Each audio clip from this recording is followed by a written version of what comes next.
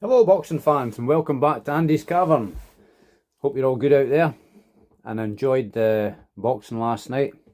So here we are, the aftermath of the opening of the Riyadh season in Saudi Arabia with the undisputed light heavyweight championship of the world on the line between Beterbiev and Bivol.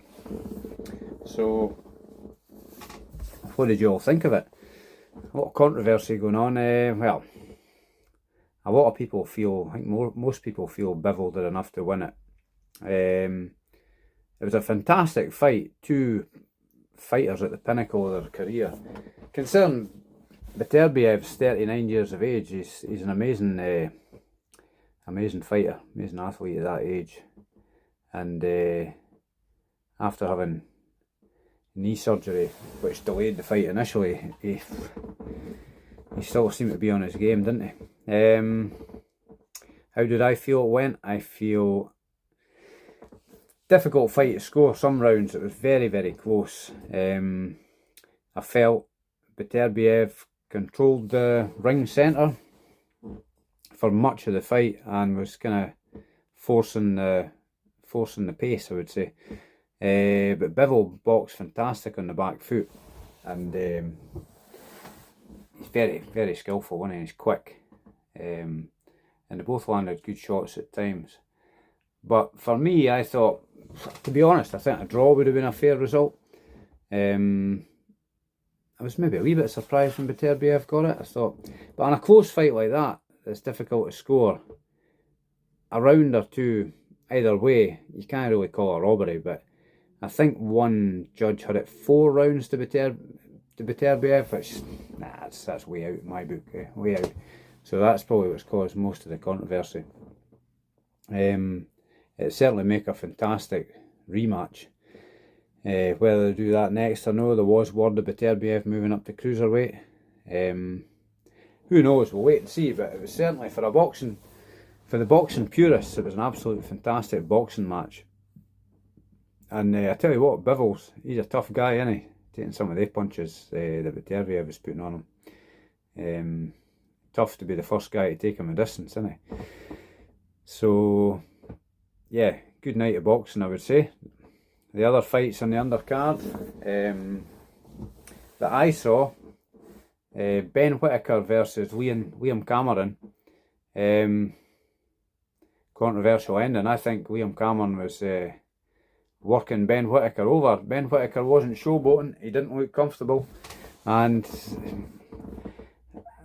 he didn't. Anybody that steps in the boxing ring's brave, aren't they? You've got to give them all the respect in the world. They're putting their lives on the line to entertain us boxing fans. But I think he was looking for a way out. Liam Cameron says that Whitaker's corner were telling him to stay down and that.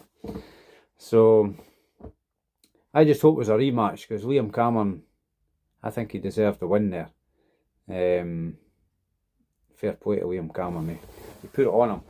It's kind of how I thought it would go. I think I won a bet, because I put a bet on a draw, because I thought they'll never give it to Liam Cameron on the cards, and if he doesn't stop him, the best he could hope for is a draw. So I actually done alright on that. I think I said in my preview Ben Whitaker wouldn't have it all his own way, and I was right on that, I suppose. Got something right,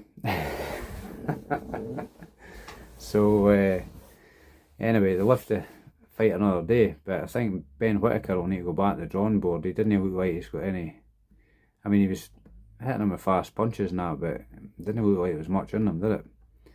Liam Cameron certainly looked a lot stronger. But entertaining while it lasted. And then we had Chris Eubank fighting Szeremeta. I think I predicted that would be a late stoppage for Eubank, so I wasn't far out, mid to late, 7-round stoppage I think it was. I thought Eubank looked a bit rusty. Initially thought he maybe looked a wee bit weight drained, but he did what he had to do. He got caught probably more often than he should have done, but I suppose he's been out for over a year, so he will be a bit rusty. Or around about a year I think he's been out. But then that's the story of his career, isn't it? Stagnation fit stop and start, which isn't ideal for anybody. An active fighter's a sharp fighter, isn't he? So he's never going to be the sharpest if he's having big layoffs, is he? And then we had that donut jumping in the ring to confront him after. I mean, what's he playing at? I mean, do that once you get a boxing licence. I mean, that's like me going down to Prestwick Airport and starting shouting, I'm going to be flying all these planes. I don't have a pilot's licence, so there's no chance of that happening. So he's not going to be fighting until he gets a boxing licence, is he? Because all that out there in Saudi is run by I think the Boxing Board of Control oversee that administration side of things. So, yeah, to me he's a clown. And if he fights Eubank, like I always say, I don't mind who wins a fight as long as it's a good fair fight with a good fair result. But when it comes to people that's been using performance enhancing drugs or whatever, drug cheats you could call them, well, it's not been proven he hasn't, is it? So I hope Eubank batters him, puts him out the game. I don't want anybody getting injured, but he needs to give him a one-sided humiliating beatdown, run him out the sport. I mean, he's shouting about he's going to knock Eubank out in 3 rounds. He's not knocking anybody out, especially at 160. So anyway, I don't want to talk anymore about him because he's just a smite on the sport, a cloud hanging over it, a big dark cloud hanging over the sport. Until all that's sorted and put to bed, I'm not interested in any of that. And with Jai Opetaia against Jack Massey, I picked Jack Massey for an upset, so I was wrong on that one. My grounds for that was I thought Opetaia's last performance wasn't as good as I'd seen him. I thought Jack Massey might have had a chance. He lasted the distance against Parker and gave a good account of himself at heavyweight. So, nah, I was wrong. Opetaia was on a different level, wasn't he? So, but fair play to Opetaia. It looks like he's back to his best or whatever. So we'll see where he goes from here. Whether he moves to heavyweight or he there's more fights at cruiserweight. We'll wait and see. But Jack Massey's tough. He took his lumps, didn't he? So onwards and upwards. So we'll see what happens. Hopefully he can regroup and come back and do something at cruiserweight. Then we had the heavyweight bout. Everybody was looking forward to after the first one. Fabio Wardley versus Big Fraser Clarke. Big Freeze. I picked Fraser Clarke to win on points, I thought. Wrong again. Wasn't having a good night last night, was it? But as I say, I'm only a boxing fan, I'm not an expert. I can only say what I feel, give you an honest opinion from where I'm sitting. I was a bit of a shocker actually.